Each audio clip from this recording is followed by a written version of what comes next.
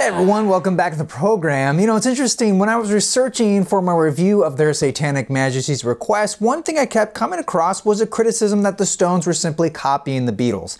And I get it. I really don't blame people and critics at the time for looking at it this way. Both bands are from the UK, both albums come out in 1967, and both feature very psychedelic covers taken by the same photographer, and even the music itself shares some similarities. Their Satanic Majesties Request has sing this all together with a reprise, just like Sgt. Pepper's Lonely Hearts Club Band. The Stones and their album with On With The Show.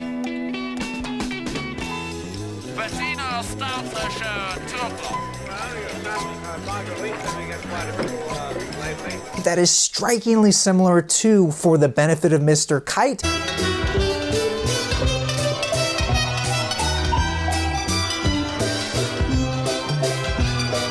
And Sgt. Pepper's combined, Gomper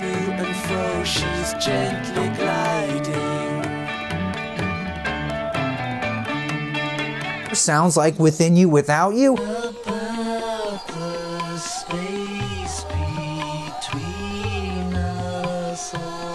You guys get the idea, but here's the truth. The Stones started recording this before Sgt. Pepper's was even released.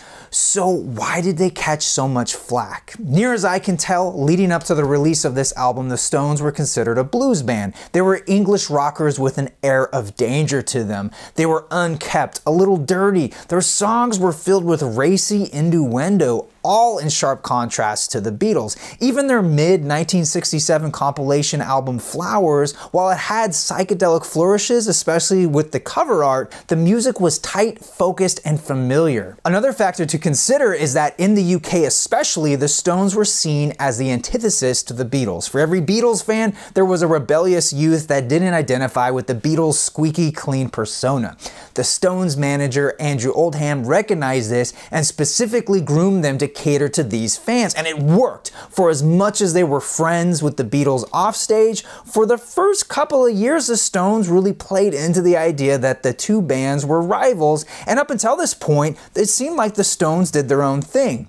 But then they end 1967 with this trippy, hippie music. No one took it seriously because it was sort of out of character, and the fact that it came out after Sgt. Pepper's, well, its fate was sealed and it would be unfairly compared to that album for years to come. Even the Stones themselves did their best to write it off, and whether it was by design or not, they kicked off 1968 by returning to their roots and releasing the first of 4 of their most iconic records, further distancing themselves from Their Satanic Majesty's Request. Perhaps if they were able to release it before Sgt. Pepper's, it might have fared better, but ultimately it's not as strong of an album, even though in retrospect I feel the music as a whole is much more psychedelic than Sgt. Pepper's ever was. I think part of the problem of Their Satanic Majesty's Request is that they didn't have that George Martin figure. There was no one guiding them through the madness. They were on this drug-fueled binge, and it was difficult to see the forest through the clouds of smoke.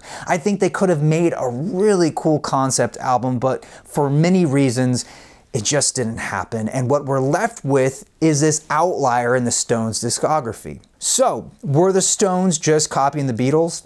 In a sense, they were, but they were also influenced by the psychedelic zeitgeist of 1967. It was everywhere. It wasn't just the Stones doing this. Even the Monkees tried their hand at it. If anything, the Stones were one-upping the Beatles, or at least trying to, especially when you look at the cover.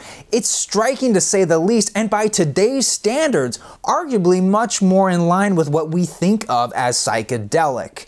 Thankfully, these days, Their Satanic Majesty's Request has its place in the sun, and it's valued on its own merits. Critics have softened their view of it, and fans alike appreciate this as one of the last major creative contributions by the late, great Brian Jones. I too enjoy it for what it is, but I want to know what you guys think. If you were around when this album came out, did you think it was just a copy of Sgt. Pepper's? What do you think of the album today? Be sure to leave me a comment down below. Until then, thank you guys so much for watching. I'm your Vinyl Geek, and I'll catch you on the flip side. Hey everybody, thanks so much for checking out this video. Now if you want to see more of the Stones, I put a couple of videos right there, so have fun and click away.